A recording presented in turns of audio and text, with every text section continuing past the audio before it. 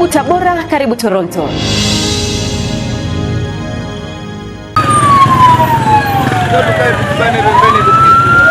Chanzo cha ajali, dereva wa gari namba SM 15048 kuendesha gari lile kwa uzembe na kusababisha majeruhi watatu ambao kwa sasa wanaendelea na matibabu katika hospitali ya rufaa mkoa wa Tabora ambayo inajulikana kwa jina la Kitete, na hali zao zinaendelea vizuri, na pia dereva wa gari hilo anashikiliwa na jeshi la polisi kwa hatua za kisheria.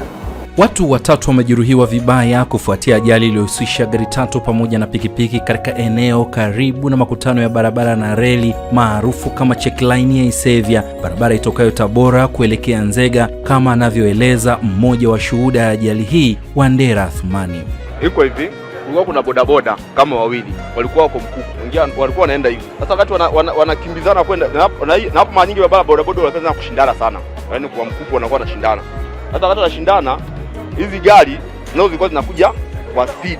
Sasa wakati wanataka kukwepa, sasa sababu hizi gari hizi zilikuwa zinatokea huku nyuma, ilikuwa inataka ku overtake hizi za mbele, hiyo overtake. Sasa wakati wanataka ku overtake, wale bodaboda nao walikuwa wamekuja Mkuku, ilikuwa kwa bodaboda wavaane na nini na gari. Kwa baada ya pale bodaboda wale wakawa wamecheza, walipocheza wameangukia kule kwenye mtaro. Umeona, baada ya kuangukia kwenye mtaro sawa, magari wakawa wameyumba, yaani kama vile wakawa wamehamaki, ndio wakawa wamekutana, wamekolai. Sasa hili gari ilikuwa inatokea huku check maeneo ya checkline. Hii hapo ya kwanza hiyo ilikuwa inatokea huku, na ile pale ilikuwa inatokea huku. Muda mfupi baadaye, kaimu kamanda wa polisi mkoa wa Tabora Constantine Mbogambi anajitokeza mbele ya waandishi wa habari na kutoa taarifa kamili kuhusiana na chanzo cha ajali hii. Siku ya leo tarehe 9 mwezi wa 6 mwaka 2026 majira ya saa 4:15 katika barabara itokayo Tabora kuelekea Nzega, eneo la kata ya Isevya ndani ya manispaa ya Tabora, jirani na sheli ya mafuta ijulikanayo kama Lake Oil, dereva wa gari la serikali lenye namba za usajili SM 15048 aina ya Prado iliyokuwa ikiendeshwa na bwana Raymond Bigawa mwenye umri wa miaka 29, kabila Mpale, aligonga gari lenye namba za usajili T495 EJX Toyota aina ya Toyota Prado mali ya kampuni ya JTI iliyokuwa ikiendeshwa na dereva aitwaye Innocent Lucas mwenye umri wa miaka 49, mkazi wa Dar es Salaam, kisha kugonga gari nyingine tena yenye namba za usajili 108 DLE aina ya Toyota Prado mali ya kampuni ya JTI ambayo pia ilikuwa inaendeshwa na Jerome Ndonde mwenye umri wa miaka 41, mkazi wa Ipuli, na baadaye tena kugonga pikipiki yenye namba za usajili MC 981 CVD aina ya Boxer iliyokuwa ikiendeshwa na dereva aitwaye Adam Samuel mwenye umri wa miaka 32, mkazi wa kata ya Isevya, aliyekuwa amebeba abiria aitwaye Belta Thomas mwenye umri wa miaka 32, mkazi wa kata ya Isevya. Chanzo cha ajali, dereva wa gari namba SM 15048 kuendesha gari lile kwa uzembe na kusababisha majeruhi watatu ambao kwa sasa wanaendelea na matibabu katika hospitali ya rufaa mkoa wa Tabora ambayo inajulikana kwa jina la Kitete, na hali zao zinaendelea vizuri, na pia dereva wa gari hilo anashikiliwa na jeshi la polisi kwa hatua za kisheria. Mzee huyu mbele ya kamera yetu akajinasibu kuwa yeye ni mlinzi katika eneo hili, na mara tu alipoona ajali hii alilazimika kupuliza filimbi yake ili kuita wasamaria wema kuanza kutoa msaada kwa majeruhi wa ajali hii.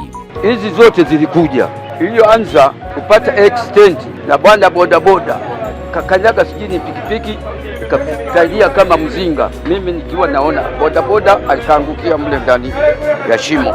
Wale madereva wengine wataka kukimbia, mimi nitoa filimbi nikapiga, wananchi wote wakakusanyika. Chanzo cha ajali ni bodaboda, yaani kwa kuwa wanakimbia bila msimamo.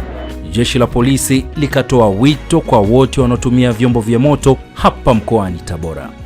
Jeshi la polisi katika mkoa wa Tabora linapenda kutoa wito kwa madereva wa vyombo vya moto kuendesha kwa kuzingatia sheria za usalama barabarani, na hatua za kisheria zitaendelea kuchukuliwa kwa madereva wote wanaokiuka sheria za usalama barabarani.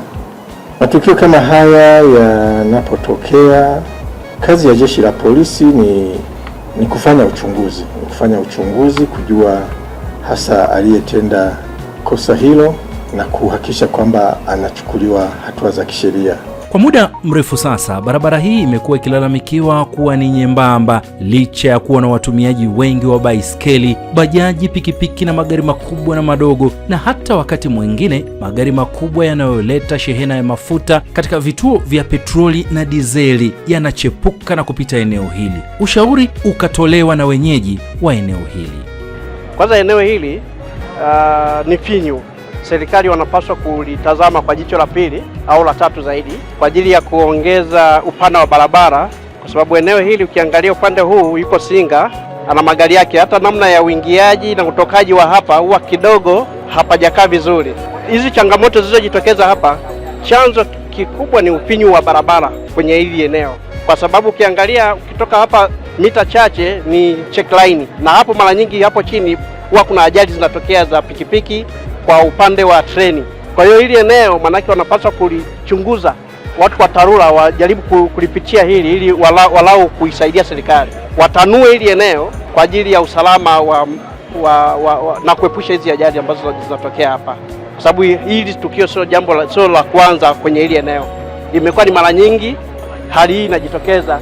Kwa hiyo ni issue kubwa ni ufinyu wa barabara na namna kupishana. Hata ukiangalia mwenyewe, angalia tu, ina maana hata wangejaribu kufanya utaratibu wote wa kupishana kwa spidi hiyo na kwa interaction ya speed ya pikipiki zilizokuwa zinaongozana na wao wameshindwa namna kuhimili. Chanzo ni bodaboda waliokuwa wakitokea huku mjini kuelekea Isevya, walikuwa spidi wakiwa wengi kama wako kwenye mashindano fulani hivi.